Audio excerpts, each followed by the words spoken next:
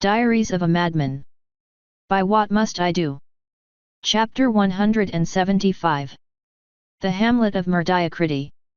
Some time after I fell asleep, Aqua pulled me out of the inky blackness she allowed me to succumb to.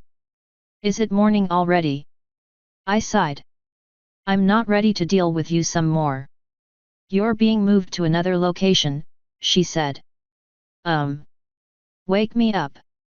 No, that would be unwise. From what I have gleaned, Princess Gilda is on her way to a personal retreat. You and Twilight are accompanying her. Why? She shrugged. I do not know. But Twilight is cooperating, so you are safe.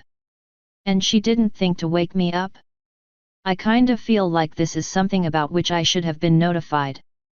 She knows you are difficult to awaken, especially in the winter.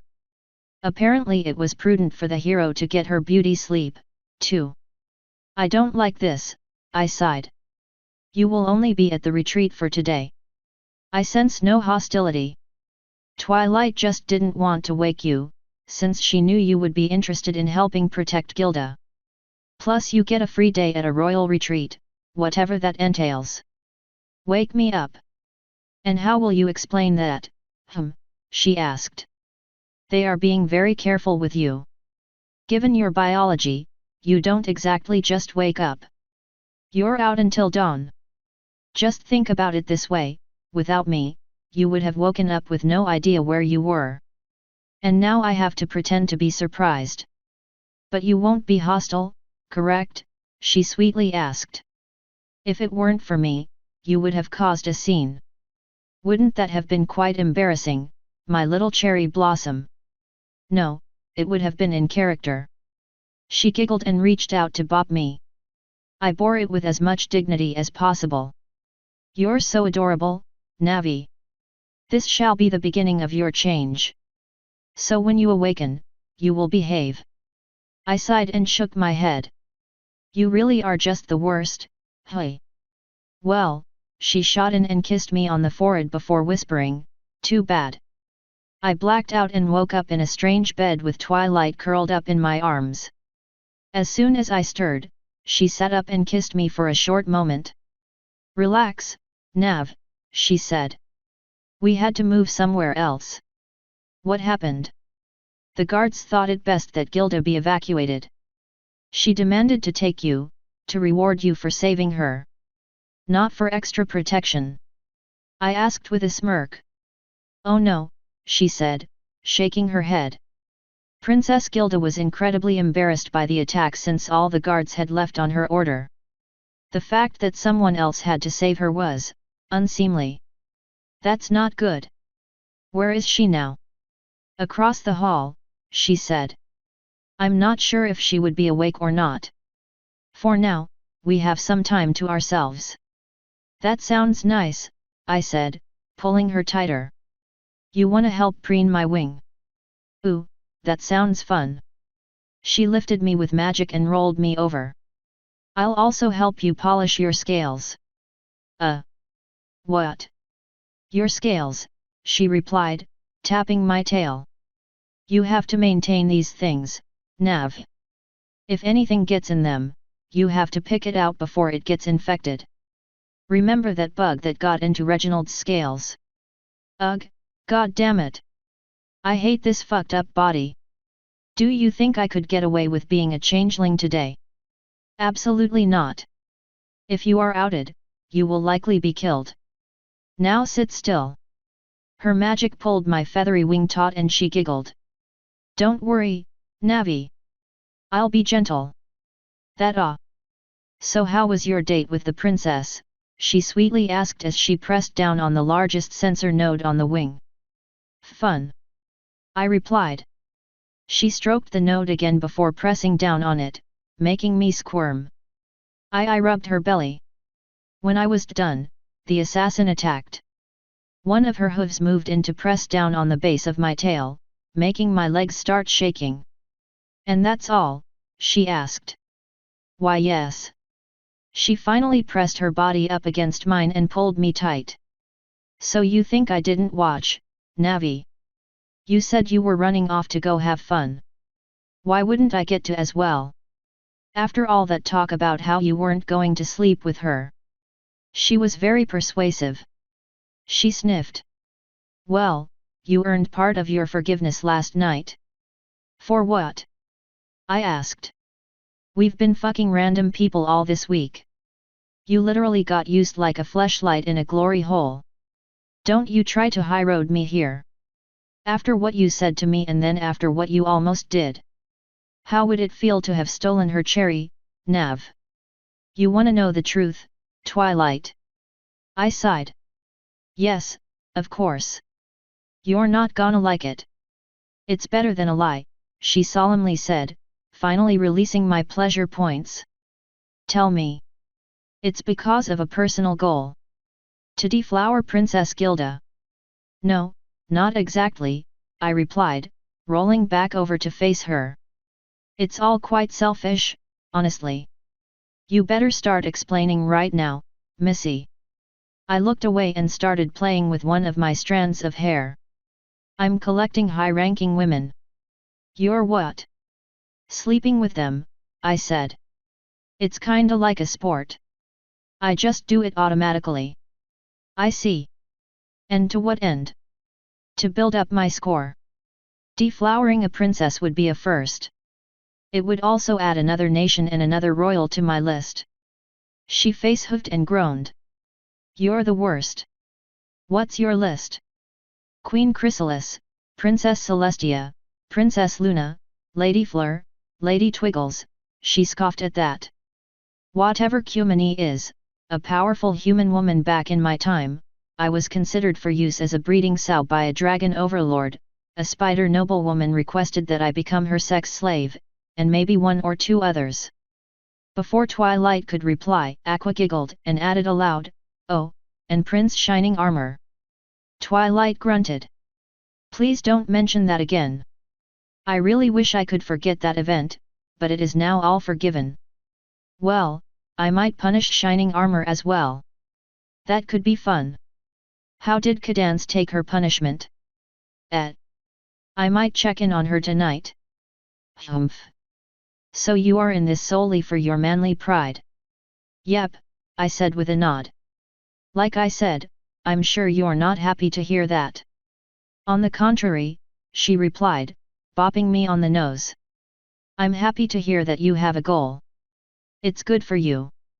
I have to admit your goal is unusual, but I still approve. So if that is all, I shall help you bag Princess Gilda. Best mare friend ever, I said, snuggling up to my little Twiggles. And don't you forget it, she sighed in delight. Now, I will clean up your tail, but you should ask Gilda to preen your wing. K. You'll have to show me how to maintain this stupid thing later, if I don't end up chopping it off. It's not that difficult, but you'd be better off asking Spike. Now, let's get you flipped over. Her magic lifted me again and placed me on my stomach so she could stretch my tail out fully. Just relax, Nav. This might actually feel good. I hope not. I don't want to start liking this thing. She giggled and pressed down on the base, making me squirm again. You already like some of it, I see. It's hard to relax when you keep molesting me. Then stop being so adorable, silly. It felt like she finally started picking at my tail. I don't expect much will get caught in here, but you'll need to watch out for lint and dirt, especially after yesterday's fights. Those fights also taught me to be more mindful of it. That dragon was able to use it against me several times. It looked like you were able to use his, too. Is that how you defeated him, Navi? Yep. I used it to pin him. That's just like you, she replied with a chuckle. Win by any means, no matter the cost. Your human ingenuity truly shines when you fight. Is the cute fluffy prey admiring the fierce predatory human's fighting style? This corrupted little slut is complimenting her adorable pet. You're fun to watch, Navi, even when you're fighting. Yeah, well, fighting dirty is an art. Expect to see more of it when we go to Tartarus, especially with Luna at my side. It's gonna be an interesting trip. Her magic picked up and it felt like she was rubbing the entire tail up and down. This should give it a good sheen. I think Spike has something he rubs onto his. It helps keep it clean and keeps it shiny for longer. I'll ask him. I really hate these new body parts. Having to learn how to take care of all this stuff is a nightmare. I bet. But there are upsides, right? Not many. It's mostly shit.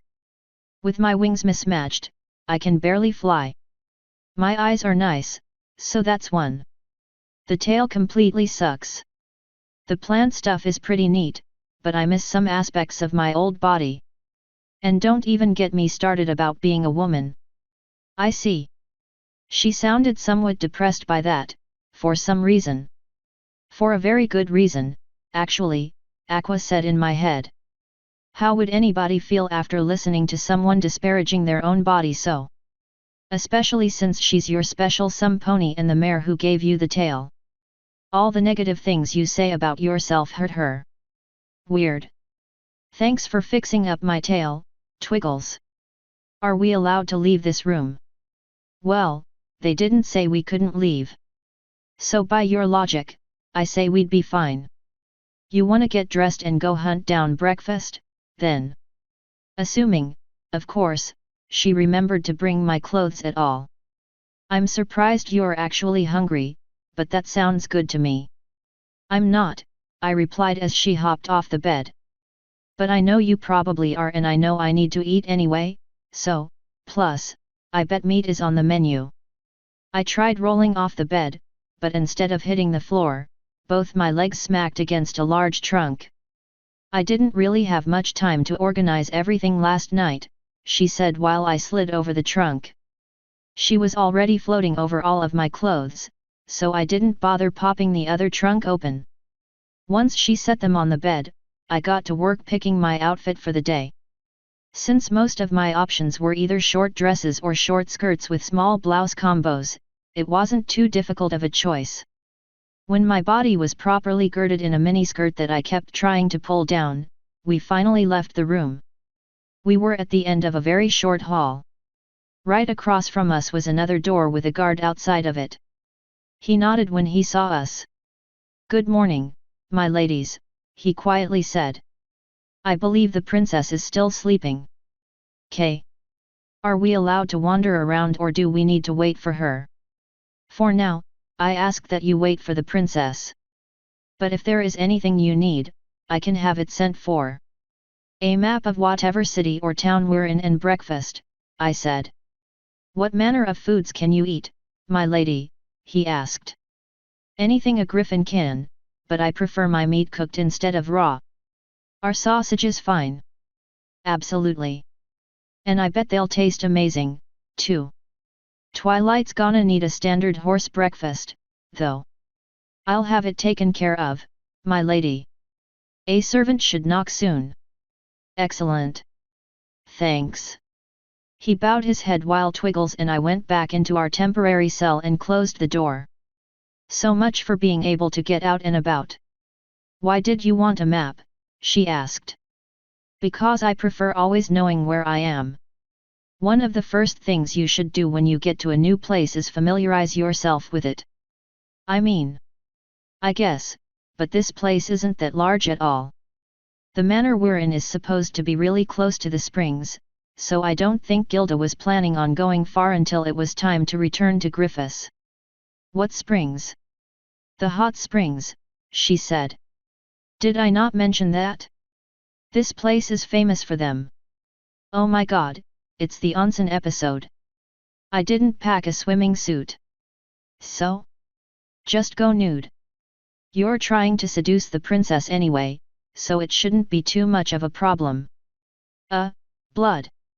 She shrugged. "There's enough water that it shouldn't matter too much.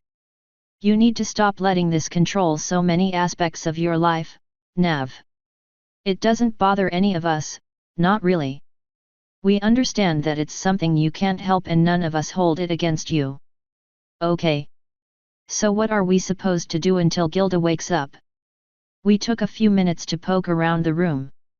One of the walls had a window that overlooked a small courtyard and showed us that we were on the third or so floor, but it didn't really offer much in the way of entertainment. There were a few dressers, but they were all empty. The closet wasn't very deep and only had a few old cleaning supplies and extra blankets. One bookcase had nothing but cookbooks and the other was covered in knickknacks. The bathroom was very basic, with only a toilet, a small sink, and a shower. Twilight finally sighed and said, "There don't seem to be too many options. This sub-vacation sucks. Why did you let them drag us here?" Her eyes rolled. Princess Gilda was really angry last night. She wasn't interested in hearing the word no from anybody. Getting blue-beamed by an assassin will do that to a mare, I suppose. I've never seen what it does to a mare, but it sure did piss off a hen last night. Ugh, shut up. She finally grabbed me with magic and gently set me back on the bed. At least we can still cuddle. It's the little things, I replied as she hopped up to join me. You're so soft and warm. And your hair smells like strawberries, she said, using magic to pull me closer. That said, please stop manhandling me with magic. That shit is super annoying. Noted. And so we both faded away like that until someone knocked at the door. When Twilight sat up to open the door with magic, I realized that her mane was now braided. Ava is sneaky, Aqua said. Yeah, that shit is mad spooksville, yo. She chose not to reply. The servant seemed somewhat surprised when the door opened without anyone else standing there. Since she was a pony, she figured it out pretty quickly. I'm sure seeing Twilight staring at her intently probably helped. The little mare pushed a food cart in. Princess Gilda's guard said you ordered breakfast, my ladies, she demurely said. We did, thank you, Twilight replied. The servant stepped away from the tray and curtsied. Please let us know if you need anything else. Will do, Twilight said with a nod. The mare strolled out, pulling the door shut behind her. I wasn't expecting pony servants this far northwest. You guys do get around. Truth be told, I'm surprised we didn't bump into any pony slaves in the spider cities. I figured they'd be hot commodities. Or delicacies. Either or. Still, we did only see a fraction of them. I'm not looking forward to going back. She pulled away to stare at me in surprise. Why would you ever go back? We have unfinished business with Arachne. We either need to make sure she works with us, or make sure she's put down. Nav, no. No way. We can't kill that thing. It's way too powerful. We might not have to, I replied with a grin. If we give her Athena's book, I bet she'll go in there to confront her. If we follow her in, we can help Athena and Hera fight her. I think you're severely overstating our abilities against that thing. I need to ask Athena a question when we get back. If runes can transport golems across, could they also transfer elementals across? That made her pause. Hey! That is an interesting question. I suppose that could help tip the scales. Another interesting question. Can elementals make their own runes? If they could find a few books, they could instantly learn how to make incredibly powerful golems. And if they could study Athena's golems, they could perfectly duplicate them. But I don't think Athena would be good with that. The elementals didn't earn the right to that knowledge. True. Still, it's worth asking. Aqua giggled. One good look at those golems and any one of us could duplicate them perfectly. I like this little idea, Navarone. You might have just given me an army. Yeah, stop sucking your own dick. Maybe, I replied with a shrug. But whatever. Now let's see what they actually brought us. I sat up as she floated everything on the cart over to us. The bed was still fairly neat, so she just placed it all across the lower half. There were only 2 plates and some very nice bronzeware, but nothing to drink. Not a promising start. She lifted the top of the one in front of her and I pulled up mine. She got freshly baked cinnamon rolls and blueberry muffins. I got green eggs and ham. God. Fucking. Damn it, I sighed, tossing the top of the platter away. What's wrong? Twilight asked. Oh, you've probably never seen those eggs before, hey? They're young rock eggs. The older ones are huge and could feed a whole family. I've never tried them, but I've heard they're highly regarded up here. I guess you guys don't have a pony, Dr. Seuss? Never heard of green eggs and ham. She blinked a few times before asking, you mean green eggs and yam? Well, that's not the human version. Point is, this makes it official, worst sub-vacation ever. Wanna wake Gilda up and get the fuck outta here before it gets worse. You're so pessimistic. Take this as a good sign, Nav. Green Eggs and Yam is a great poem. I'm sure you have all kinds of memories about it. The day can always get better. Remember, you still get to go after the princess. I sighed and said, true, I guess. Fuck it, I might as well defy a trope and taste a forbidden legend. That's the spirit. Now while you attend to that, I believe some of these muffins are calling for me. You might be a schizophreniac. Consider getting help. She pushed me, then shoved an entire muffin into her mouth.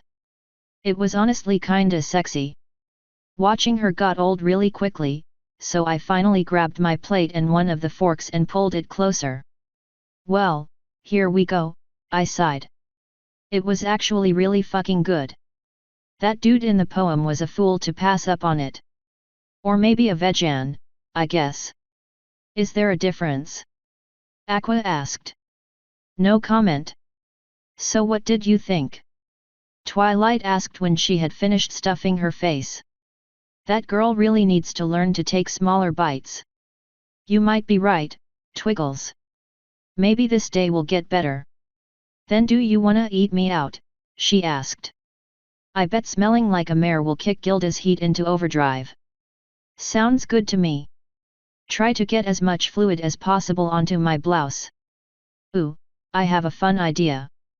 It'll be a surprise, but I bet you'll love it. Now then, her horn lit up and all the bullshit flew back over to the cart and the lock on the door clicked. Get to it.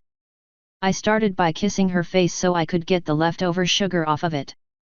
I guess she also needs to learn how to use napkins.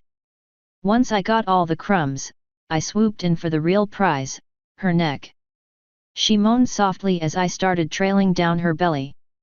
When we were finished, I shivered as she slid my soaked panties back up my legs with magic. That should do it, she sighed. It feels gross. Are you gonna keep them on? She asked. I thought for a few seconds before sighing and saying, yes. I know it actually will drive her wild. Though as soon as I get her hooked, we're going into a spring so I can get clean. This is seriously gross. She giggled and kissed me. When she pulled back, she said, I think it's sexy. It's like marking my territory. Anyone who wants to claim you knows they'll have to get my permission. I don't think that's how it works. Just let me have this. It's really doing it for me. I rolled my eyes. Thank you for marking your territory, mistress. I would hate to be used without your permission. One of her hooves went between her legs. I decided to leave her to it and got up to wash my hands and face. Before I could get to the bathroom, someone knocked on the door. We both froze. After a few seconds of panicking, Twilight tossed a blanket over herself. I mentally said fuck it and opened the door. It was finally the fucking princess. Good morning, Navarone. She froze and sniffed the air, then blinked. You Oh, I see you've already eaten. Oh, this. I asked, rubbing at my neck. Twilight's juices were still kinda noticeable. Yet, she got frisky. Gilda's face got bright red immediately and Twilight giggled. Sorry, I was about to wash it off when you came by. You wanna come in? She sniffed the air again and then shivered. Yes. I stepped aside so she could walk in. The guard was trying his hardest not to laugh. I shot him a finger pistol before pushing the door shut. Once it clicked, I turned and said, "We have unfinished business, princess." I was. Twiggles is down to watch. You wanna do it now or later? That made Twilight giggle in glee. You're right, Navi. She is adorable when she's flustered. I can't wait to watch her face as you play with her. Maybe we're being too mean. I finally patted her on the back. I'll give you a pass for now. But we're gonna discuss this later. She's okay with this. Yeah, I said. Hell, she might be interested in joining. I promise she'll teach you a whole new respect for magic. Maybe if you ask nicely, Twilight replied. But anyway, you wanna talk about why you dragged us here? Yes. That's exactly what I wanted to talk about before you got perverted. Oh. Why didn't you just say so? You wouldn't let me. Shoulda tried harder. So, let's discuss it. Why are we here? She sighed and hung her head. I do not own many properties. This is one of the few. This place is my hidden mountain sanctuary, an old monastery of knowledge. Most of the books here are very old and very rare.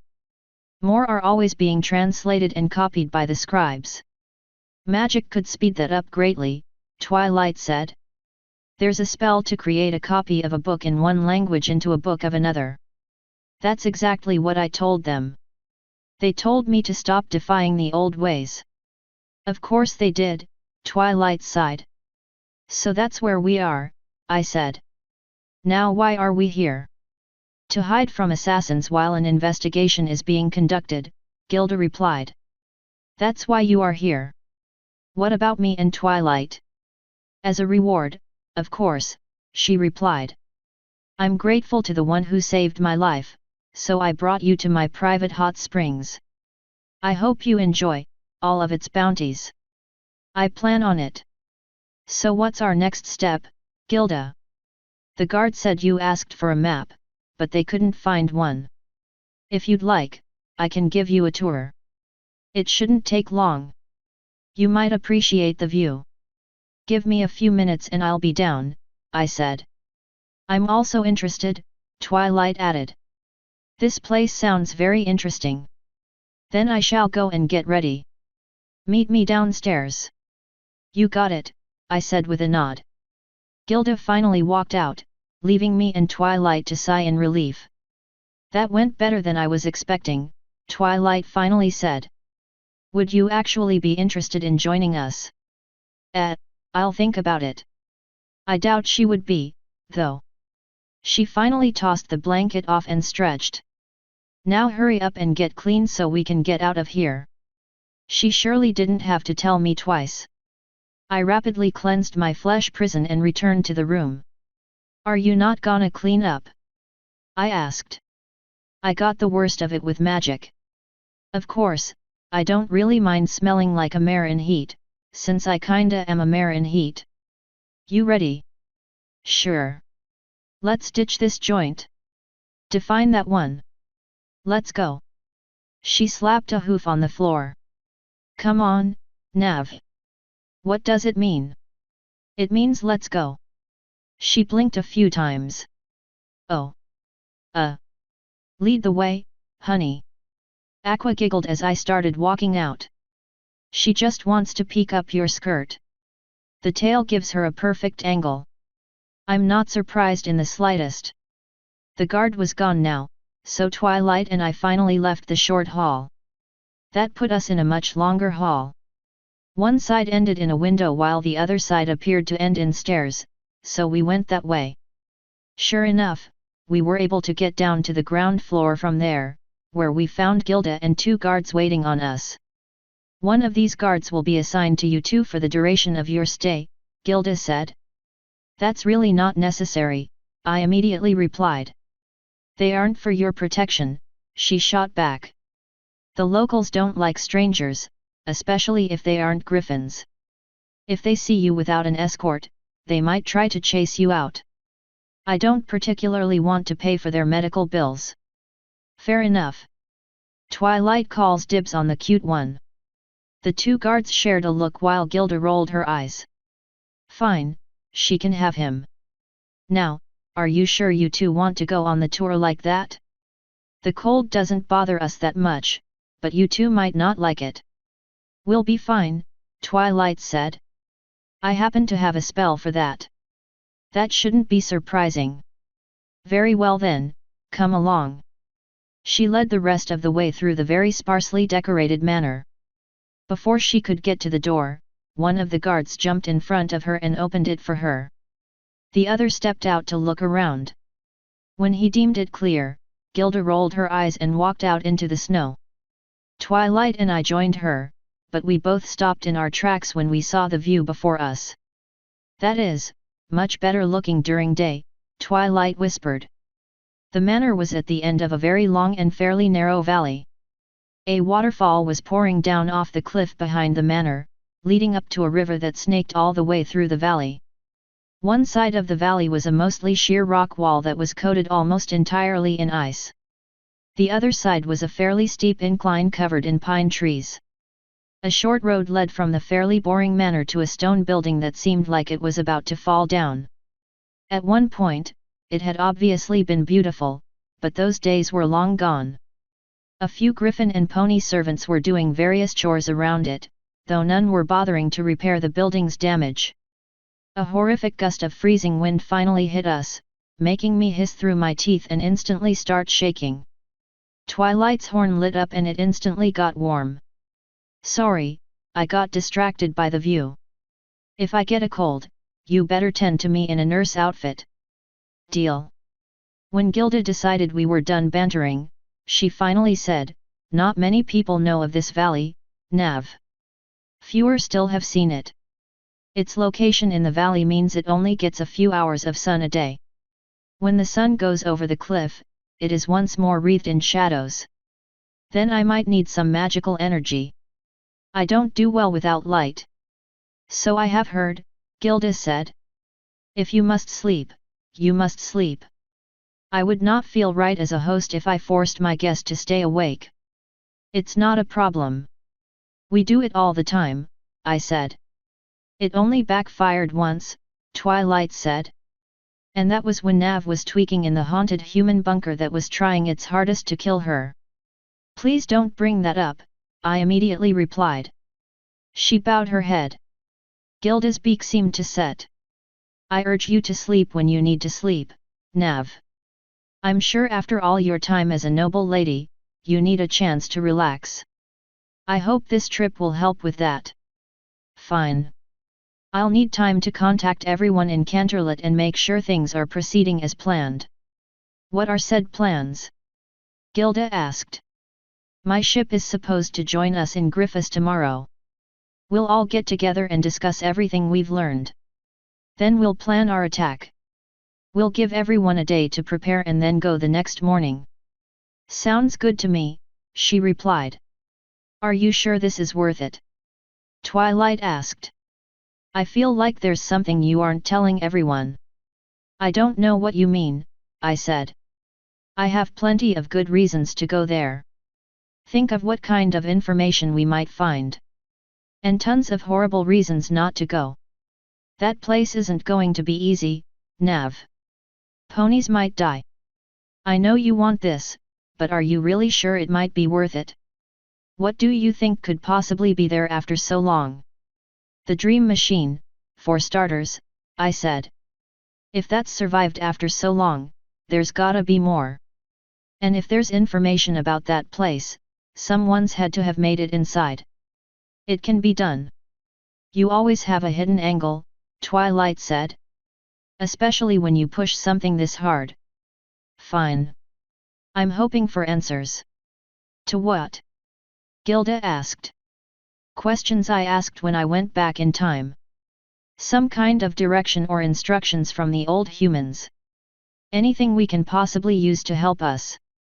One way or another, if there's that many things guarding it, there has to be something valuable inside. That's a lot of assumptions, Twilight replied. It could just be a home to insane monsters. Do you have some concrete knowledge of something there? Well, you know how the guy who gave me that laptop was me, right? I asked. Yeah, you mentioned that. Wait, what? Gilda butted in. Oh, the chaotic demon who destroyed my entire race and every race since created me. When I went back in time, I met the original, the me I would have been if Discord hadn't corrupted me into the monster you see before you now. The look on her face was somewhat unusual. Anyway, the other me is the one who gave me the laptop. He was the head scientist at the particular bunker we're going to. I'm hoping he found a way to leave me a message or some kind of useful stuff. I'd hate to have gotten all this way only to find no direction from that asshole. One of the guards whispered something to the other and they both started snickering. Gilda glared daggers at them, making them both shut the fuck up and stand at attention. When they were done, she turned back my way with a smile. That makes sense, Nav. I hope we find what you're looking for. The guards both blinked and one cleared his throat. We, Princess. Congratulations, you can listen when it suits you. She looked back at us. I'm sure you can see the monastery building for yourself. Once upon a time, it was famous for the works it produced. With the invention of printing presses, it fell into obscurity until it no longer appeared on maps. The griffins here were forgotten by most, except for royalty. How did you come to own it? Twilight asked. Before I met Nav, my pursuit of knowledge led me many places. Hoping to sate this desire, my father pointed me here. I offered to hire assistants and guards for the scholars and they allow me to keep a residence here and peruse the stacks at my leisure. Seems fair, I said with a shrug. I bet the guards hate it. Then they should not have become guards, she replied. There are perks to working here. They are free to hunt all they want off duty, they're allowed to read any of the books they desire, they can use the springs freely, and they don't even have to pay for food or lodging. In the middle of absolute fucking nowhere, I replied. And worse yet, no bitches to go after. These guys are in heat with only co-workers around. I bet they're miserable. One of them cleared his throat and looked away. That outfit is cruel, my lady. The other leered at me. I rewarded his courage with a giggle and a deep curtsy. Gilda choked, but the guard whistled. I dropped it before his buddy could get a peek. You'll live, I sweetly replied. So why is this place so hard to get to? Because Celestia does not like our historical records. We hide them to make it harder for her. Twilight cleared her throat. I'm Princess Celestia's personal student. You are Navarrone's mere friend, Gilda replied, complete with air quotes. You won't tell Celestia a thing. That's true, I said. She won't. Twily will behave. Sure will, Twiggles replied with a nod. I just thought I should inform you, in case you didn't realize. Congratulations. Do you enjoy serving that tyrant? Twilight sighed and looked away. I used to. Yeah, I ruin everything, I said, tousling her braided mane. So, you wanna continue with the tour? Maybe these two will get lucky and get some upskirt shots. Must you be so shameless? Gilda sighed. What? I'm just teasing them. I prefer a feminine touch. I just like teasing the fuck out of people. The guard who got the view clutched at his chest and looked down. Why must the world be so cruel, he whispered. Gilda sniffed angrily and said, come along, then. There is not much to show. She led the way to the larger building. The guards trailed behind her and Twilight and I picked up the rear. The servants paid us no mind as we walked through one of the many doors. The first thing I noticed was the smell of old paper. It was faint at first, but when the door swung shut behind me, it kicked in even harder. We entered the building at a hallway and Gilda was already heading into another room, so Twilight and I hastily followed. Perhaps unsurprisingly, what we stepped into was a room very full of books. They had all been crammed onto the shelves so tightly that it looked like trying to pull a single one out would make the rest go flying.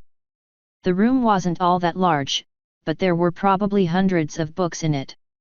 There were no decorations or any furniture other than shelves. "This building is full of rooms like this," Gilda said. "This room in particular is just used for storage." "How many books are here, do you think?" Twilight asked. "Thousands.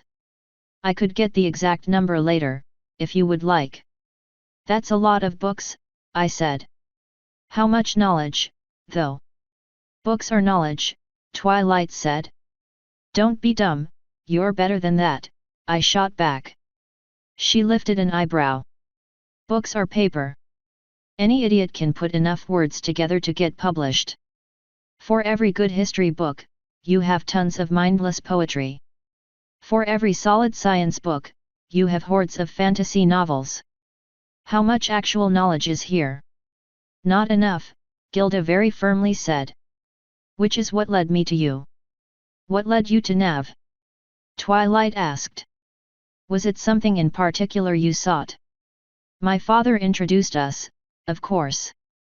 I paid Nav no mind the first time he was in our palace, though he apparently made quite the impression upon Bloodbeak." Twilight massaged at one of her temples. Shining Armor had quite a lot to say about how Nav conducted himself on that trip. "It was a fun one," I said with a shrug. "You know, minus the assassins. What trip to Griffiths is complete without those?" One of the guards sighed and looked away. "Please don't think of our capital city that way, my lady. I've been there 3 times. I've run into assassins on the majority of those trips. I'm sorry dude, but that's how it is." "After enough time, my father decided to introduce us," Gilda continued. "This was at one of Celestia's stupid galas. Nav ended up getting stabbed in the back after he poisoned all the guards." "Hey, that is not exactly what happened," I said. "It's very close to what happened," Twilight said. "You got Pinky to dose the gala with that drug of yours, Nav. Then Blue Blood kinda stabbed you in the back. I'm sure the guards would have been happy to arrest him as soon as they saw him, if they hadn't been dosed out of their minds. And I finally got just a glimpse at the promised land," Gilda said. "This room? No, this entire building is nothing compared to what is on that device you own, Nav."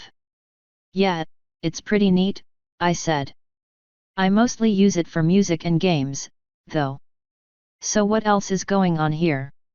Or is it just more rooms of books?" "It's mostly rooms of books," one of the guards sighed. "Yes, that's mostly it," Gilda said. "I'm sorry that you don't find our gathering of knowledge more appealing." "Yeah, well, you know. Do we get to meet the guy in charge?" "Twilight may," Gilda slowly said. "And I may, not?" I just as slowly asked. Gilda seemed unsure for just a moment before nodding. "That is correct. You may not." "Why?" Twilight asked before I could. "Because I don't want to be embarrassed," Gilda said. "He hates outsiders to begin with. If I bring something that looks like Nav to him, he might honestly have a heart attack." "I'll definitely pass," I said. "I've met enough gung-ho old-school racists." "It's not so much that," Gilda awkwardly said, rubbing her neck. One of the guards cleared his throat. "Lady Navarone, you are a one-of-a-kind mythological creature, are you not?" "Sure, I guess. The head of this order used to hunt beings like you for sport. Princess Gilda is likely worried this would upset you." "Were they intelligent?" "They were not," Gilda immediately replied. "Then I don't give a fuck. Is this guy an asshole?" "Oh, absolutely," the guard said. "I hate his guts." "Then I don't wanna meet him." "Good," Gilda said. "If he didn't have a heart attack after meeting you, he might try to kill you." "I'm wearing a dress." She shrugged. "I'm sure he'd let you take it off first, if you ask. He was supposed to be quite the gentleman, once. TCH, whatever. So the books here are pretty meh, the people are for the most part meh, the lodgings are decidedly meh, and the landscape is apparently middle of fucking nowhere. Is there anything else in this little hamlet of Mehdiocrity you want to show us, or can we just find our way to the hot springs? Hamlet of Mehdiocrity? Twilight slowly asked. I dunno, it sounded good. She rolled her eyes. Well, I think I would be happy to poke through a few books. I might see if the elder is around, as well. The guards can show me the rest if you want, princess. That way, you can show Nav the springs. If she is going to be so dismissive of my offerings, perhaps that is for the best. Guards, attend to Twilight. Nav and I will continue alone. Neither of the guards seemed to be sure if she actually meant for them to both stay. Twilight helped by grabbing them both by the talons and dragging them out with magic while starting to prattle on about who knows what. She led the poor defeated guys away while Gilda and I stayed in place. I wasn't trying to be mean or dismissive, I said when we were finally alone. The princess of one of the most powerful nations on the planet just showed you one of her most prized estates. You called it a hamlet of Mehdiocrity.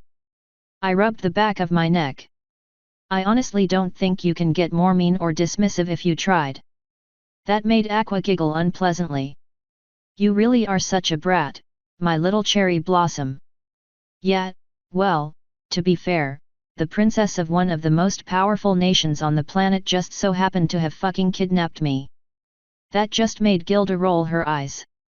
Don't you even get me started, Missy. Fine. Are we actually private yet? Come with me.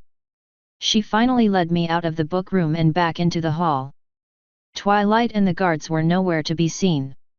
Gilda walked back over to the door we had originally entered from. I hope Twilight's spell is still working. It is not, I said as I eyed the bleak and snowy outdoors. My body was not looking forward to it. You have two choices, Gilda said. You can wait for Twilight to finish up or you can follow me to my private hot springs. That wasn't a choice at all. I walked out into the snowy hellscape without a backwards glance. I'm sure the servants were probably mad that I didn't close the door and probably let snow get in, but fuck those guys. So how far away is this place? I asked, each word puffing up. A short hike, she replied, pointing to the far canyon wall. There is a crevasse that leads to the springs. It's a shorter flight, if you are so inclined. Would you carry me? I am a princess. I lifted an eyebrow. So no, I wouldn't carry you. I sighed exasperatedly and started walking. She giggled and joined me, pressing her warm body against my freezing legs. It's cold as shit out here. You should have worn warmer clothing. I didn't have a chance to pack and Twilight didn't bring any. Then perhaps thinking about what you'll be doing to me soon will put some fire in your blood. God damn it, it's so fucking cold. I did my best to wrap my wings around my shoulders, but they weren't all that maneuverable. Aqua, you wanna maybe help out here? The only way I could warm you up is by deadening your nerves, which is considerably less healthy. The other option is letting me take over until you get to your destination. I continued muttering miserably as we slowly got closer to the huge wall and the crevasse I could just barely see.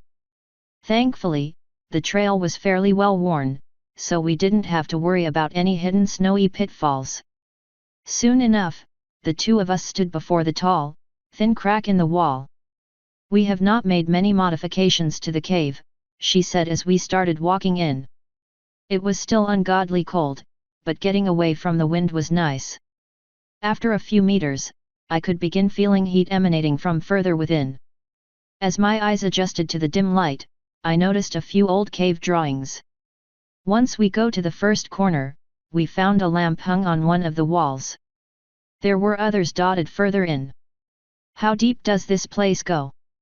I asked. Very. Most of it is underwater. When she said that, I finally started hearing some gentle splashing up ahead. We haven't explored all of it yet, I'm afraid, but there doesn't appear to be anything dangerous within. Finally, we got to the open area. The little cavern we were in honestly wasn't that comfortable and my head was almost touching the roof, but the inky black, steaming pond of water seemed interesting. A few griffins were either swimming or bathing in it, but they didn't bother us. "This is the main spring," Gilda said. I leaned down and palmed some of the water. It felt very pleasantly warm. The water itself was perfectly clear, but for some reason, it looked black from the outside. "It's definitely warm. Where's the heat coming from?" "We aren't sure." I waited for more, but after a few seconds, she didn't continue. "Wait. You don't know why the water is hot?" Should we?" "Oh dear. Well, it kinda matters," I replied. "It's the difference between a nice geothermal vent versus some kind of horrific radiation or worse, magic." Because if this is a magic spring of some kind, you could make a lot more money advertising it like that." "What do you think is causing the heat?" she finally asked. "Probably some kind of geothermal vent, if I had to guess." "If that's the case, you could tap into it for easy electricity." "I could do what now?" she asked, her eyes wide. "Are you kidding me right now?" "No. How can I harness the power here, Nav?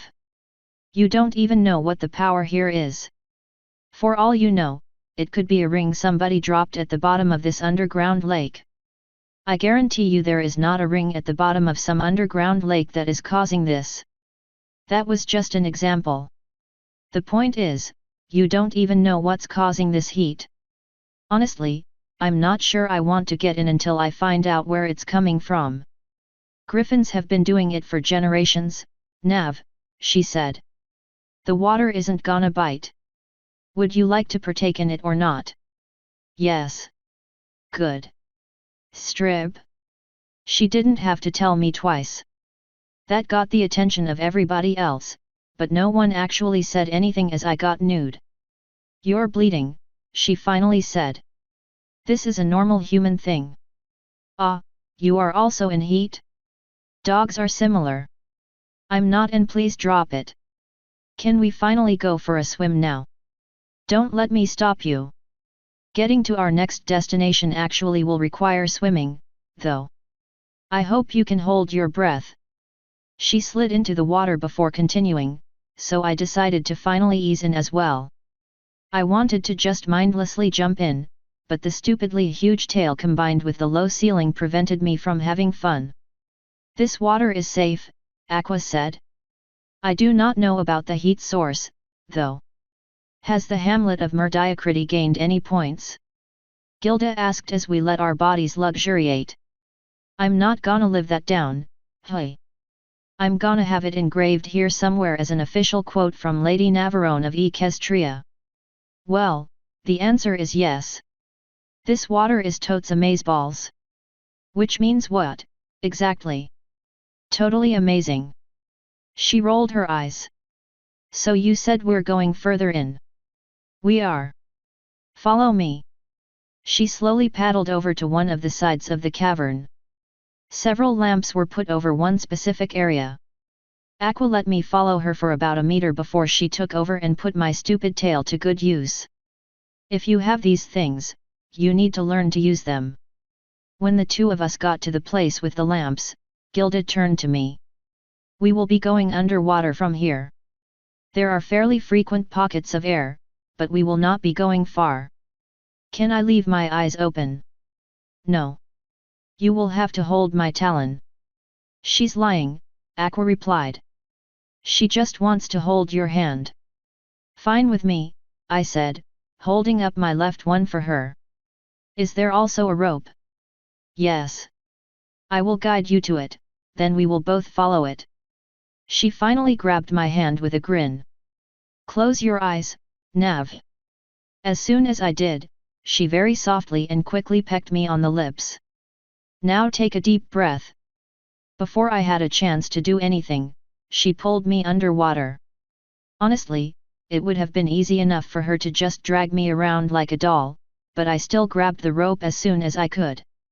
She didn't let go of my other hand, so I allowed her to have that privilege. It sure is a good thing you can breathe underwater, hey? Aqua asked as she forced me to breathe in.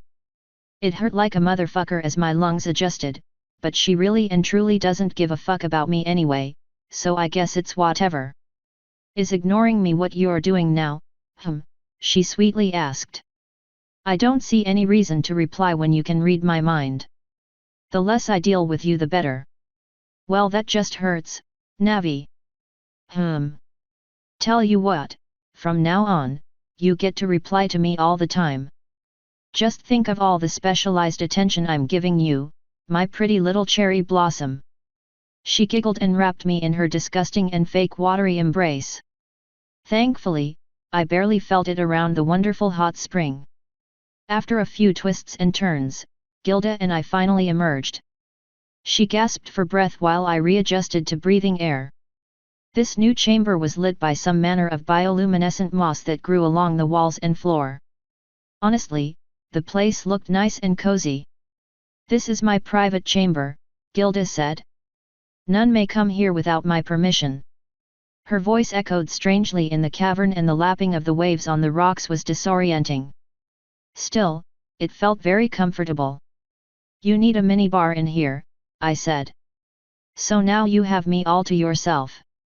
No more guards, no more assassins, no more twilight. I'm quite curious what you think is going to happen next. You are going to finish what you started last night, she replied. Before you let that assassin scare you off. I didn't let the assassin scare me away, I said. I left because there was no way we could do anything with your bitcha maid and the guards all up in our grill. Honestly, I thought you'd be more grateful. For what? Leaving me alone to deal with Matilda? Leaving it up to me to explain to my father why I ordered the guards away? Or for dragging you to my private hot springs so we could relax after that hellacious experience and actually spend some time together? I meant the part where I saved your life against an assassin, actually. It wasn't my fault you ordered the guards away and it certainly isn't my responsibility to handle your staff for you. She crossed her front legs and spun away.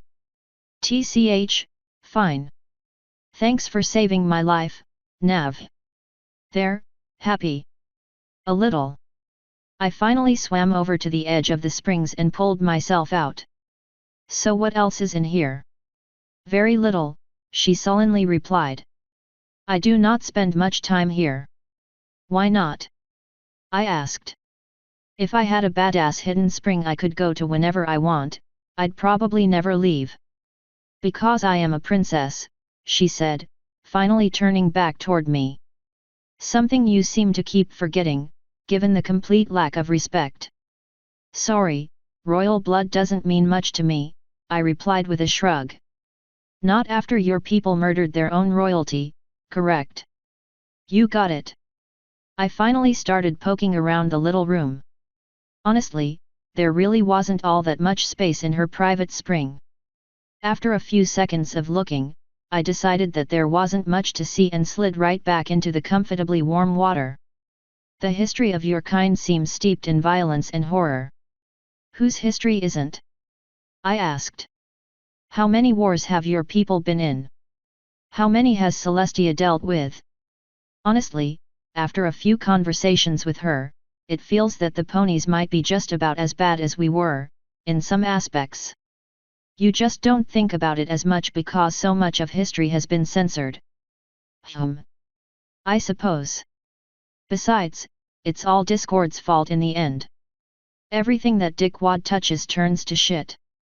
Aqua giggled and whispered, he's touched you too, Navi. And again you mention this Discord. Yep, the demon of chaos who drove humanity extinct, but not before we could set the stage for the next group of races to take over. Discord survived our destruction and hounded our creations ever since. The last time he reared his head was just over 6,000 years ago, when he completely eradicated the Alicorn kingdom. He's free now and is working to unknown ends.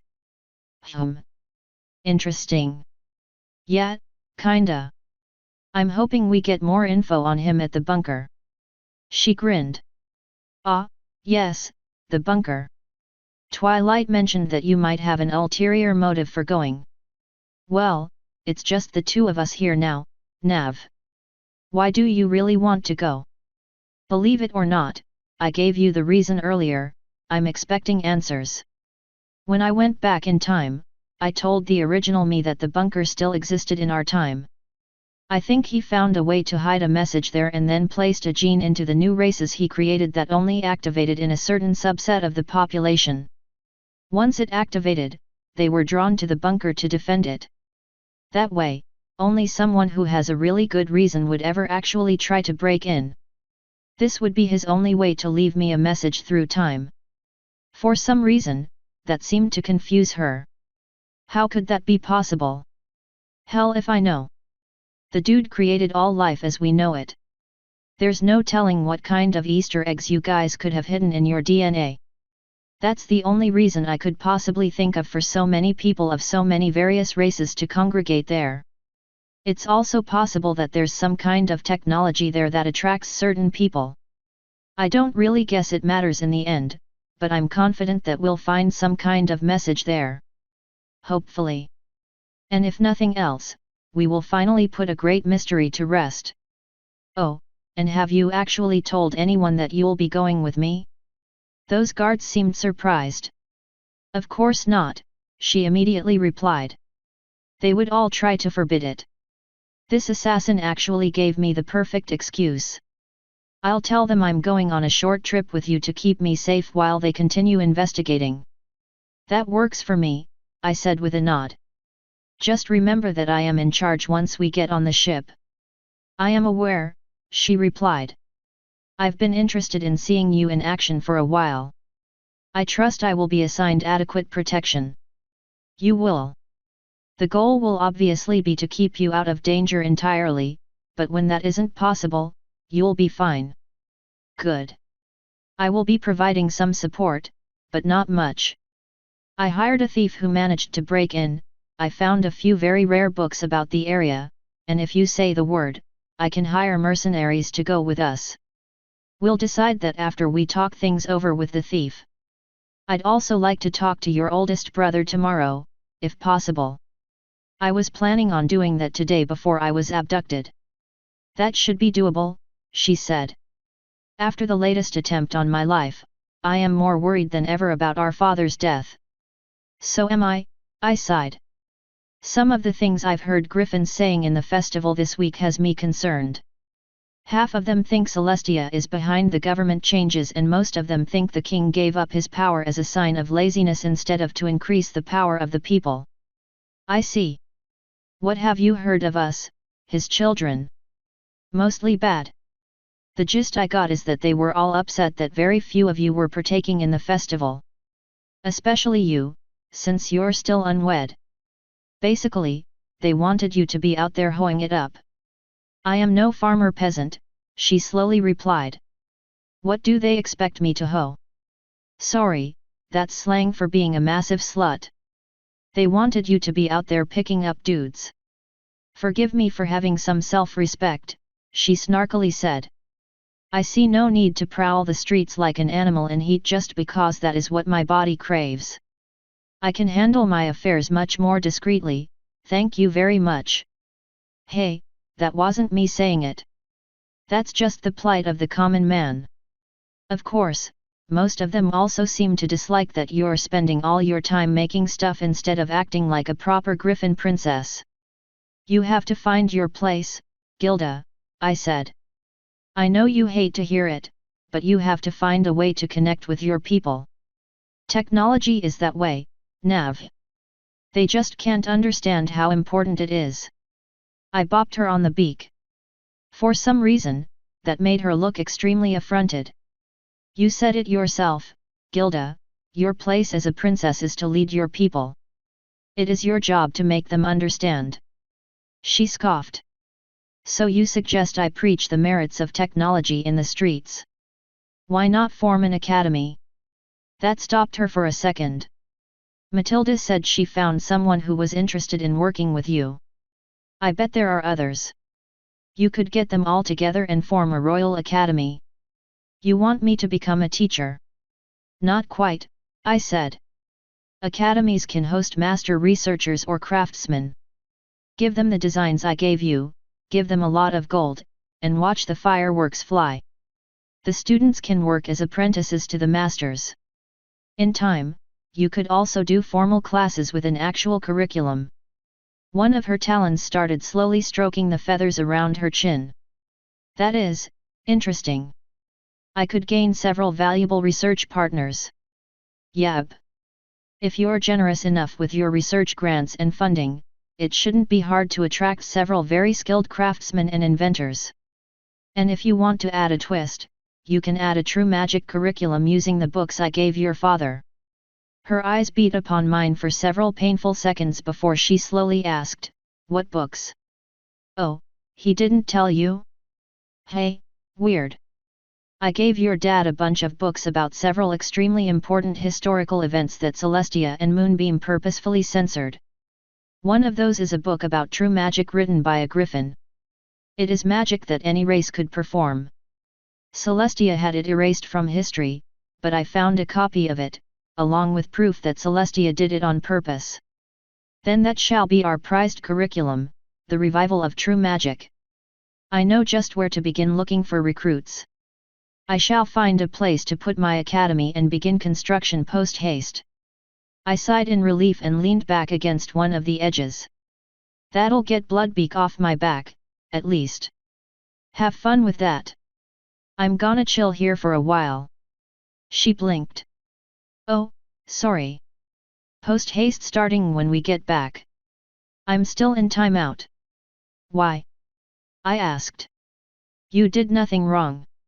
I sent away all the guards, including Matilda," she sighed.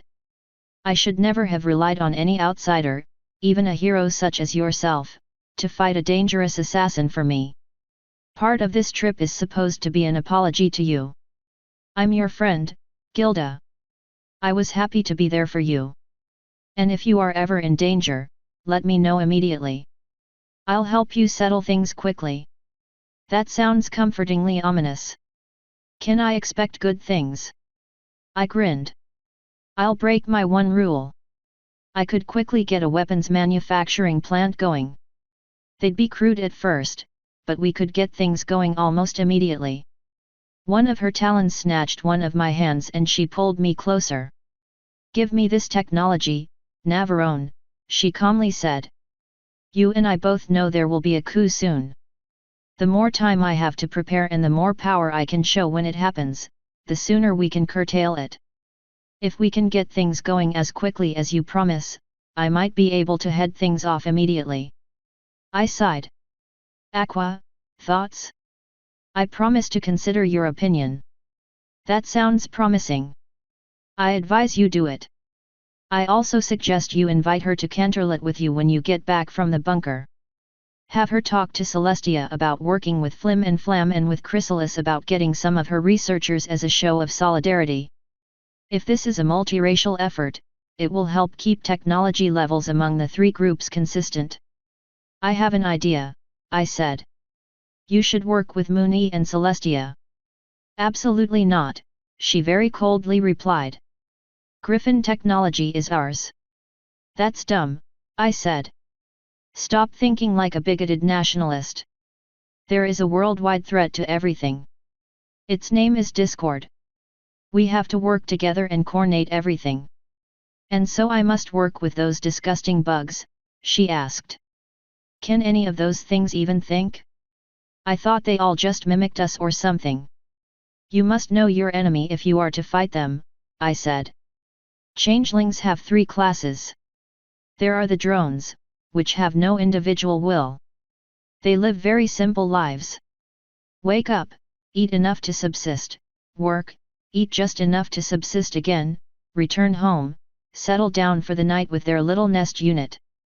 "That sounds eerily similar," she slowly said. "Your common working man. Someone who hunts, farms, mines, builds, or whatever. They do mindless manual labor and don't have the ability to dislike it. They are completely loyal and will follow whatever order is given to them by a ranking changeling, even if it will obviously lead to their demise. Very dangerous, when used correctly. Yet utterly helpless if disorganized. Yep, I said with a nod. The second class are the sentients. They have fairly standard intelligence and are usually placed in charge of small groups of drones. They direct most work efforts and keep all the drones in line. So the middle class, she said with a nod. They have some concept of individuality, but can't really think for themselves. Sure enough. They are led by the intelligentsia, or the sapients. These guys are just as intelligent as any other race. Several of them are geniuses. In fact, I actually think I know of one you might like. She was making a train with magic and technology. Last I heard, it was in the prototype phase. She might love to demo it for you. An intelligent female changeling, she slowly said. That'll be the day. Very well, Navarone. If what you say is true and these bugs have developed a train off what you have shown them combined with their own ingenuity, I will allow them into my academy. Cool. And Celestia's engineers already built a very basic car and created the device that allowed them to run the tracks to the Crystal Empire. Their work is already improving lives in Equestria. Fine, she said. I will speak to both of them. Perhaps Chrysalis will hear me out. I just hope she does not try to steal all of my plans. Mooney will behave, I replied, finally reclaiming my arm. You wanna just stop being coy and cuddle? Her face turned bright red and both of her wings shot out. We both know it's going there and the sooner it happens, the longer we can enjoy it.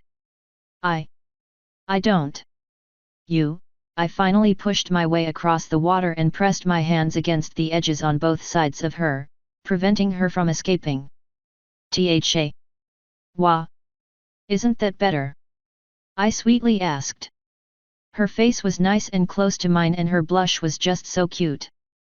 I'm gonna enjoy picking up where we left off, Gilda. Nav, she whispered, leaning in. And now you're mine. I met her kiss and gently grabbed one of her cheeks with a hand. She surrendered completely to my touch and moaned into my mouth as the hand slipped down to her belly. I pulled back with a smirk. Well, looky there. The little princess is moaning like an animal in heat. How about that? NNAV. I replied by rubbing her belly softly, making her whimper in delight. What's that? I think you like my belly rubs, don't you? The blush across her face seemed to spread all the way down to her chest and she looked away. I mean. You what? I replied, pulling my hand away. Did you have something to say? Please. Please rub my belly, and Nav. As you wish, princess, I said with a smug grin. One of my hands started caressing her soft and vulnerable tummy. I bet there's something else you want, hey?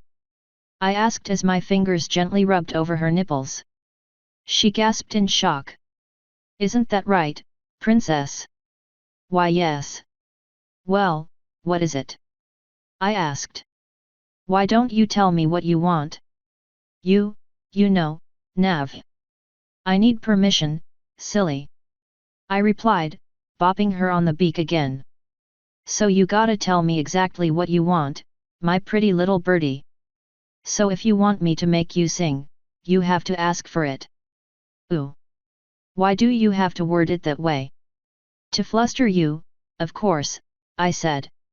You're so cute when you're mad. Ooh. I dipped a finger into her honey pot, making her moan in surprise. NNAV. So tell me, I said with a grin. What do you want me to do to you, princess? Why you want orders, she growled. Break your promise to my father. Defile me, Navarone. Make me unworthy for marriage. Wow. Way to make it sound as unsexy as possible. As you command, princess, I replied, leaning in to kiss her again. I can finally check off taking a princess's virginity. When I finally decided to stop torturing the poor princess, I pulled her against me on the moss and began softly rubbing her belly. Her hind legs twitched every few seconds. Instead of the adorable chirps and squeaks, she was now softly humming. The lap of the water against the moss was honestly hypnotic.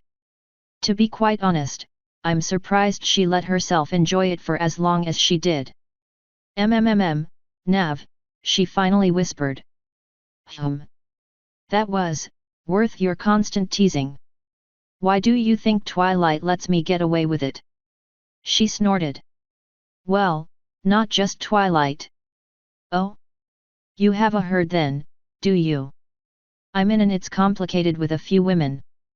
But right now, you are the only other woman here. Indeed I am. And unlike those other hussies you choose to brag about, you will tell no one of this. Deal. I could talk about having sex with Moonbeam and Celestia all I wanted. They're both grown women who don't particularly care what I say. But I didn't much like the idea of the entire Griffin Kingdom being pissed off that I deflowered one of their princesses. That was a secret I decided it might be best to keep to myself. So how did you enjoy being spoiled rotten in bed, princess? Are you asking me to stroke your ego, now? I believe you have ample proof that I enjoyed myself. I am asking you to stroke my ego.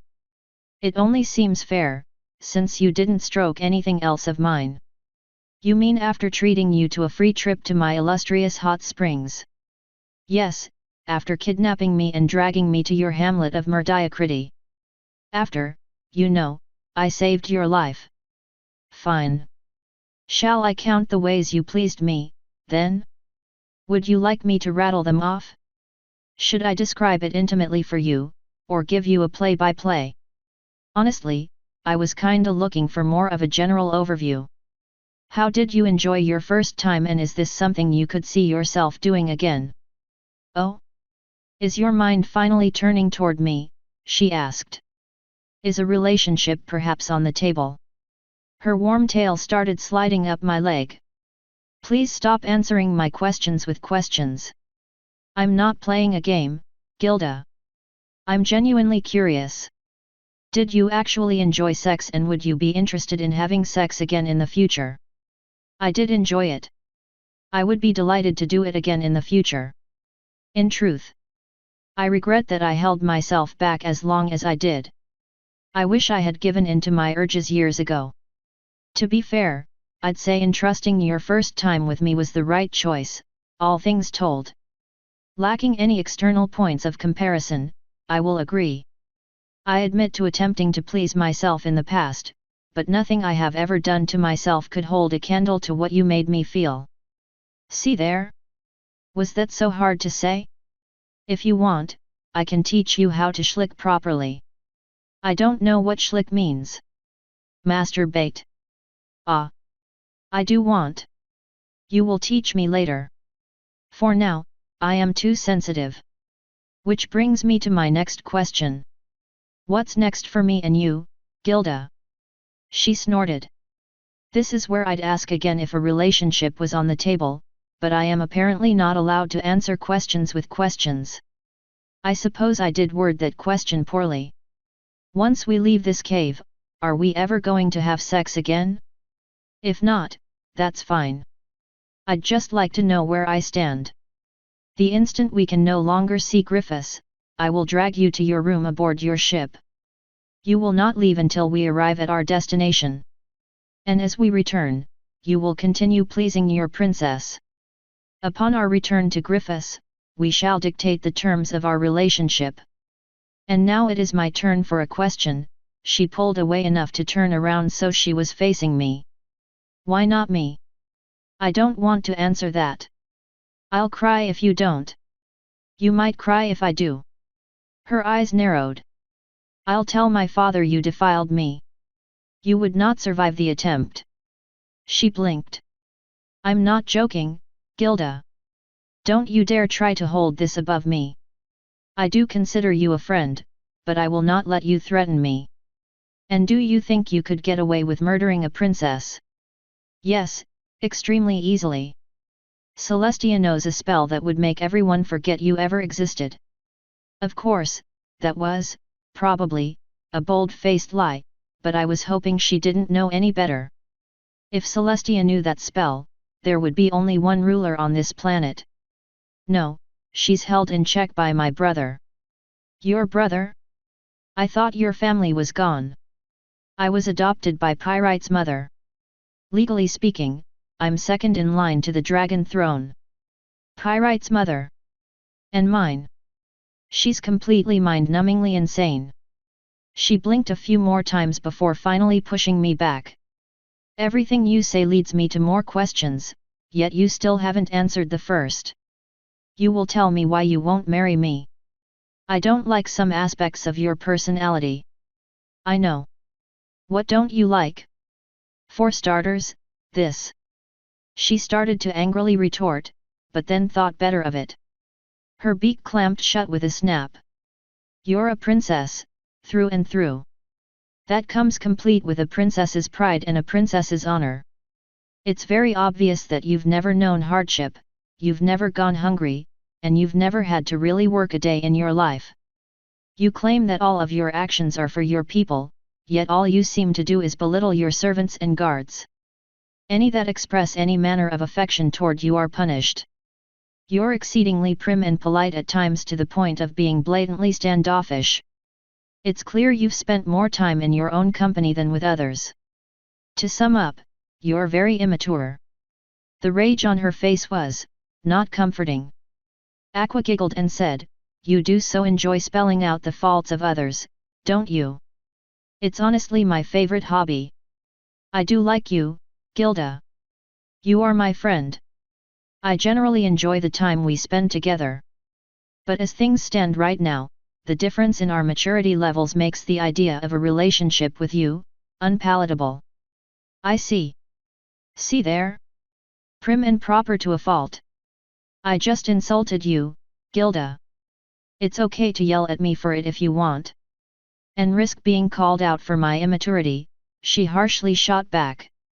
Yelling at somebody doesn't make you immature. Yelling at somebody who is incapable of yelling back makes you immature. A fine distinction, I'm sure.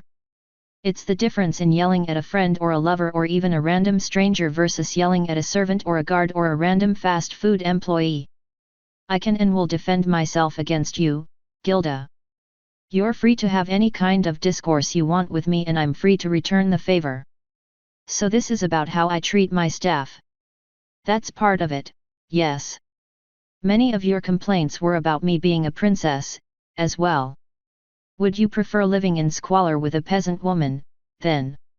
I just don't like most of the stereotypical princess personality archetypes, which isn't your fault. To put it bluntly, you're a fairly standard honorable ice queen tsundere princess. I don't like ice queens, I don't like tsunderes, and I can't stand honor. I assume those words mean things to you that they do not to me. You assume correctly. I don't know if this means anything to you, but I shattered Celestia's motherly princess image less than an hour after meeting her. I managed to get past Luna's awkward iciness and warm her up into something that's almost comfortable to touch. When I first met Cadance, I wanted to murder her.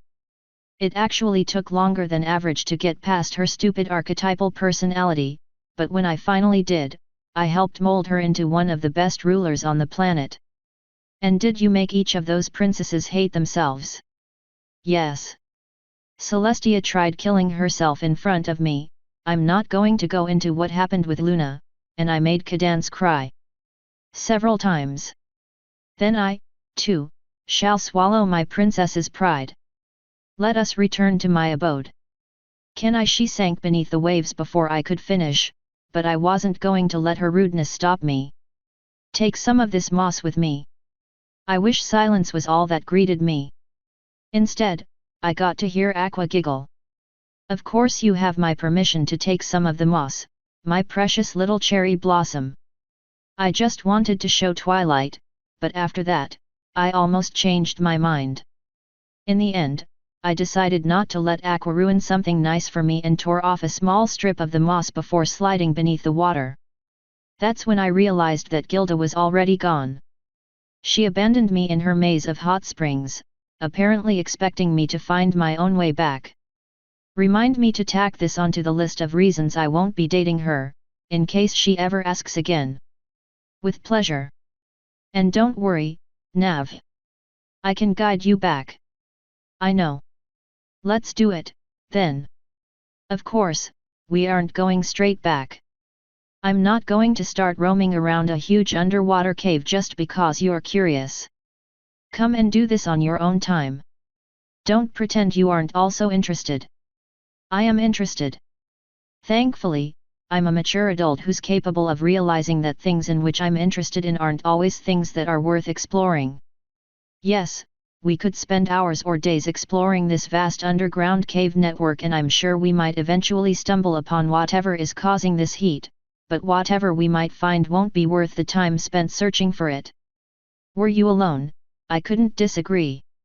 Luckily for you, your wonderful friend Aqua can tell minute differences in temperature with no problem at all. All I have to do is keep following the heat until I can't anymore. I won't take up more than an hour of your extremely precious time, Nav. I probably could have kept debating it, but I was hoping that Twilight would eventually wonder where I was and take a look with magic. With luck, she'd realize that I was breathing underwater, and that would tip her off to the fact that I had an elemental in me. After a few twists and turns, we surfaced back in the main cavern.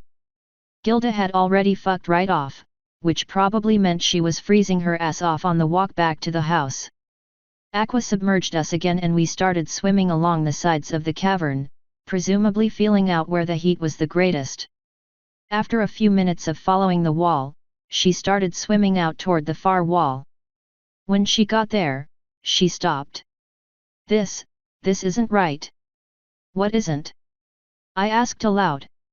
Thankfully, there was only one other griffin in the room now, and he was on the far side. We started following the wall again before she sighed. No, surely not. Stop being retarded and just tell me what's wrong. I know you're doing it on purpose. As far as I can tell, the heat source is somewhere in this room.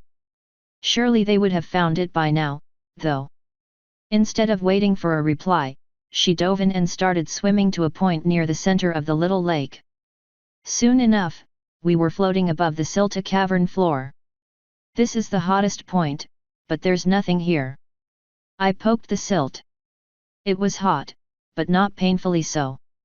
I started digging through it, but almost immediately got to a layer that was too hot to touch.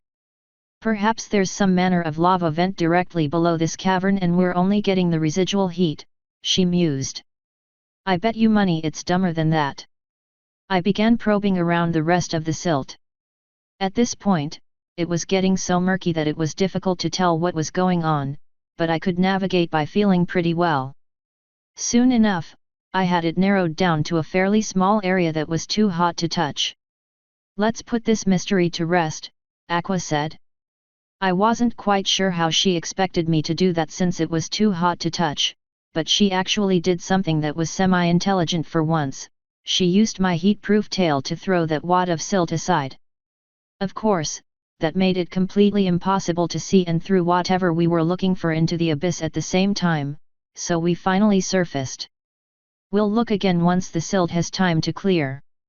I was too preoccupied by her bullshit that I didn't notice Twilight paddling over to me.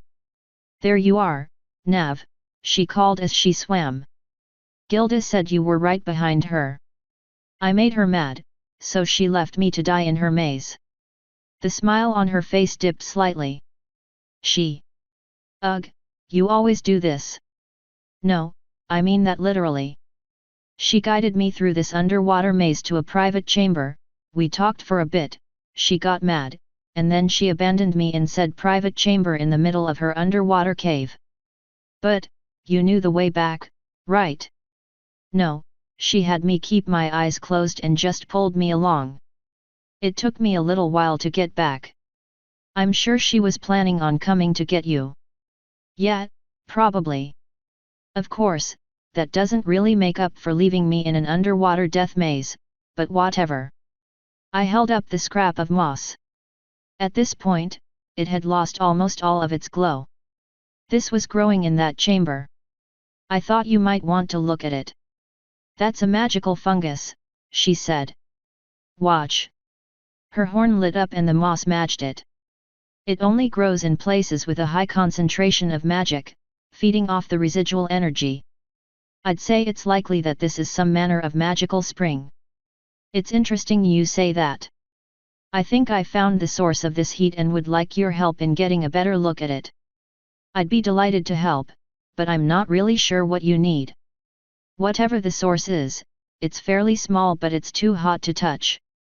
It's pretty close to directly beneath us, but I kicked up a lot of silt trying to pinpoint it. Close your eyes. I did so and she poked me with her horn. A small wave of purple deliciousness hit me. This spell makes it very difficult to see through air but makes looking through water simple.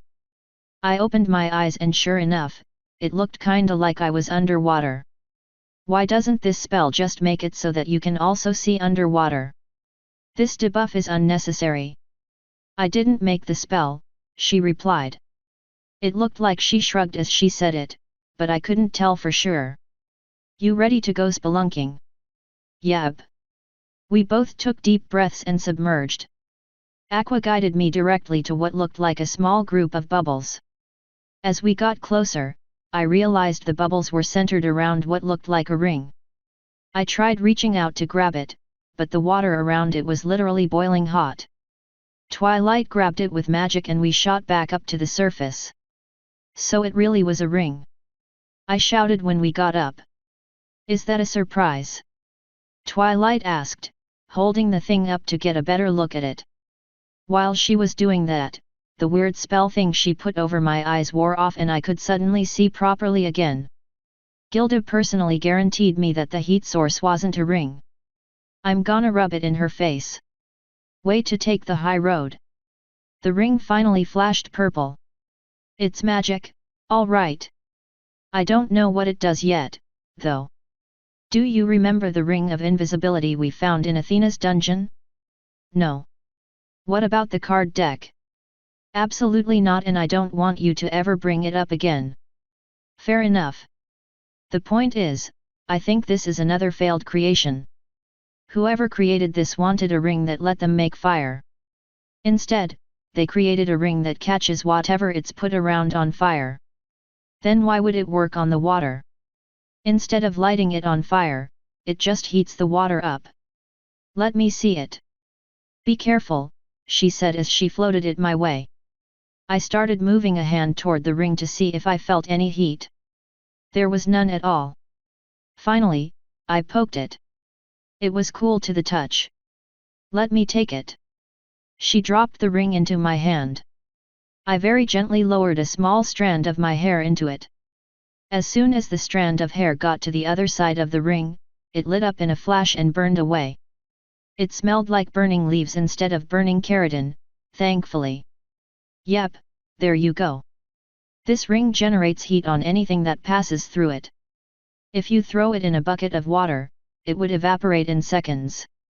Throw it in a lake and it becomes a hot spring after a few hundred years. Amazing, Twilight said. And yet utterly worthless. If by worthless you mean free infinite energy, sure. The energy isn't very useful if it kills anyone wearing it, Nav. Did you even listen to what I just said, Twilight? Well, great. Pick a lake near Canterlot and let's turn it into a spring. It won't generate much revenue at the start, but when we market it right, I think we could make it work. Twilight, please. You're better than this. Use your critical thinking skills. Don't patronize me. Jesus, fine. Ever heard of a thing called a steam engine before? She blinked. If this thing could boil a pot of water instantly, you could toss it in one of those to generate infinite power. Mind, it wouldn't be much infinite power, but it's still infinite. You are correct. So, since Gilda left you here to die anyway, I say we keep the ring without telling her a thing. I don't think you understand how much I want the satisfaction of rubbing this in her face. I don't care if it means she gets to keep it or not, since it's not like there's anything I can do with this hunk of junk. I can do plenty with it. I can use it for tons of research projects. And I don't know why you aren't treating this like a bigger deal. It may not be enough to power a city, but it could probably power a house. True. Still though, this spring has been here for generations. Stealing the source doesn't sit well with me. She sighed and nodded. Fair enough, Nav. How long do you think it can stay out of the water before the spring starts to lose its heat? Technically? 0 seconds. The temperature has been decreasing ever since we pulled it out. At least, I think so. Aqua? You're correct. This ring appears to be the source of the heat. If I had to guess, I'd say the water will become too cold to swim in over the course of a day or two, maybe a week at most, at which point it'll freeze completely. That seems like a fair assessment, Twilight said. I was more worried about it freezing by the time we got to Gilda, though. Oh no, there's too much residual heat left over. It's not that cold out there. Even if it feels that way when all you're wearing is a tiny dress. Good.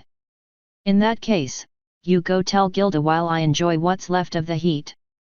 Those two guards were rough and they both wanted to go several times. Nice. Unfortunately, I ain't going nowhere without you. It's too cold. Wanna find a safe place to leave this thing while we play in the springs? Yes. And that's just what we did. Once we were done with that, we grabbed the ring and finally hopped out of the water. I know it's warm in here, but it still feels cold outside the water, I said. Twilight's horn lit up and the water all flowed off us, then we both heated up. How's that? Much better. The walk here was hell. Hey. Maybe you should have packed more warm weather gear, she replied with a cheeky grin. Eat a spoonful of cinnamon. Will you forgive me if I do? I smirked. Of course. Just let me watch. All right. I don't really see how that could be so bad. Giving away the surprise would have ruined it, so I just grabbed my terrible clothes and got dressed. Got the ring? I asked. She floated it over. Right here. Good. Float over about a bucket's worth of water. I want to see how quickly it evaporates it. You got it, she said as she floated the water over. As soon as she put the ring in the water, we could see the inside of the ring light up bright orange. After a few seconds, bubbles started bursting from the ring. The water lasted all of 5 seconds. Wow! So this thing is pretty powerful, small scale, I said. This heat may last longer than we thought. We shall see, Twilight said. The princess might not want her special springs to be ruined. If she actually cares about this shitty place. You called it shitty. And honestly, it seemed like that hurt her feelings. And then you did something to make her angry. What did you even do? I rubbed the back of my neck. You know those speeches I like to give. She sighed and face-hooved. You mean one of your awful reasons you suck speeches? She asked. You know I never give those unless they literally ask for it. Bullshit, she said, slapping a hoof against the sandy floor. I grinned, because her cursing is always adorable. You did it to those tower goons yesterday. One cannot more literally ask for it than by insulting my twiggles, I replied with a bop to her nose. Tell that to Chrysalis. Hey now, I can't fight all your battles. I get it now, she whispered, her eyes widening. Now I know what you're doing. What am I doing? I asked. You're making us compete for your affection. I lifted an eyebrow. Yeah, and? That made her mouth drop. What? That's the point of courtship. Since multiple people are courting me, you have to compete to earn my affection. This is like relationship 101, Twilight. After a few seconds, she finally grinned with a squee. I'm courting a noble lady. Welcome to. I dunno, a few months ago. Why do you think Fleur and Mooney have been trying to one-up you and put you down? They see you as the weaker partner, so they want to get rid of you first. Once that happens, I think they'll both agree to share me and then force me to accept a herd. The grin disappeared and her eyes narrowed. And you knew? That's just a suspicion, I replied with a shrug. I figured you already understood that. I did not. Well, we'll just see about that, then. Weaker partner my flank. Aqua sighed and quietly said, not that it'll matter soon. Ooh, ominous foreshadowing. Contrary to popular belief, jealousy isn't really all that sexy. That just sounds like you're encouraging a herd. How do you expect us to compete if we aren't jealous? That one stumped me. Alright, fair enough. I guess I'll have to learn to deal with it. Just respect my limits. Deal, she replied with a nod. If nothing else, that may be my saving grace. I would never hurt you. Without permission. Good. Now let's go pay our host a visit. I'm looking forward to this. You're so mean, she said with a grin. I'm glad to know you're through with Gilda now that your conquest is complete. She might be interested in more sex later, I said with a shrug. I guess we'll see. With that, we finally started walking.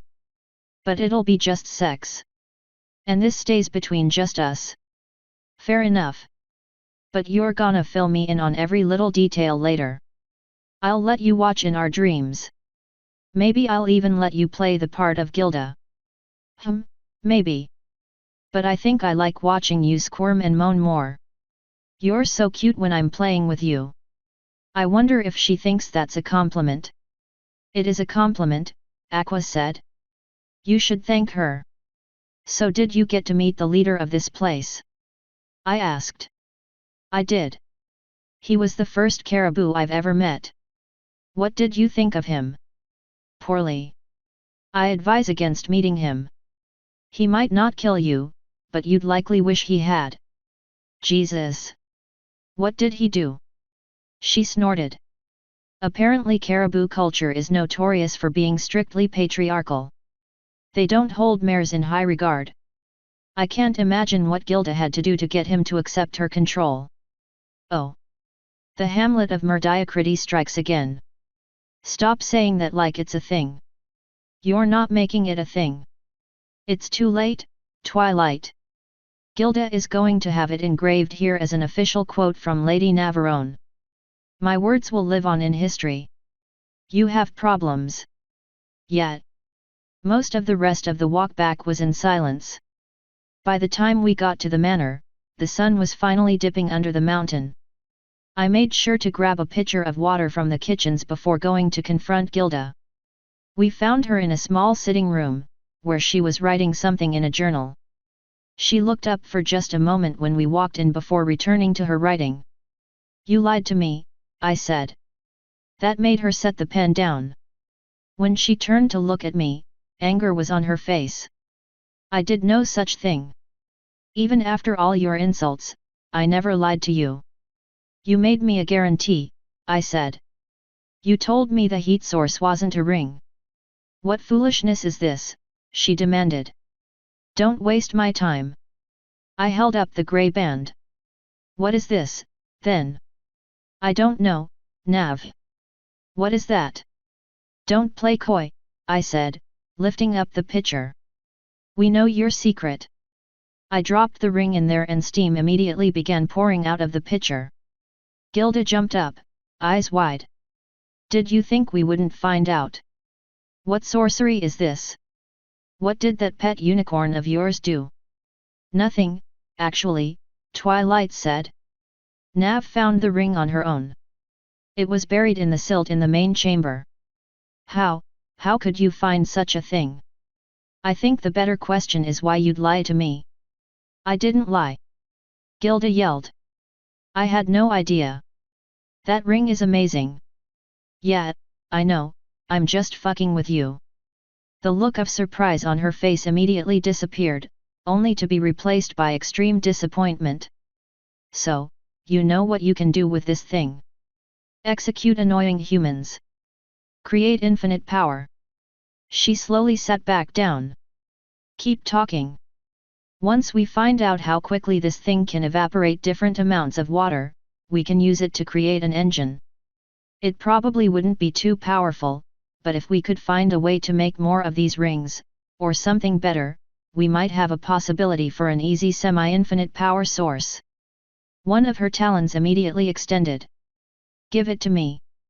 I walked over and dropped it in her palm. She slowly pulled it closer to get a better look at it. So plain, for something so powerful. I believe this is lead. Perhaps that is how it withstands its own heat.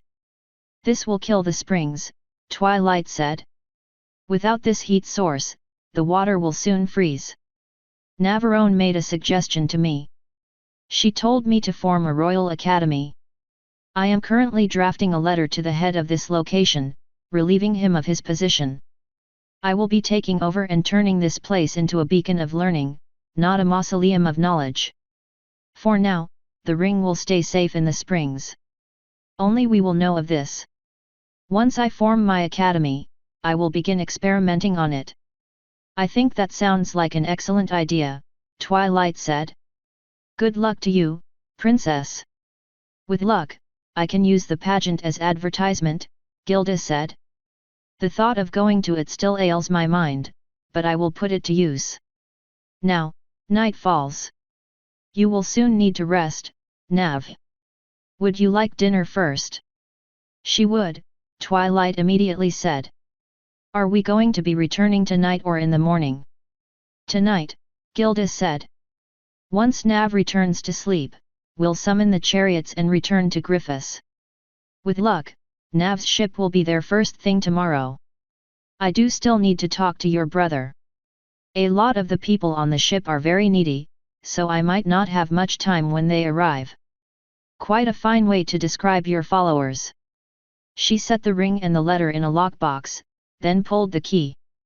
Let us go eat, then. I believe they're serving rock and potato soup. Sounds good to me, I said. And as it so happens, it was quite good. All in all, I'd rate that sub-vacation a 4 out of 10. The Griffins need to step up their game.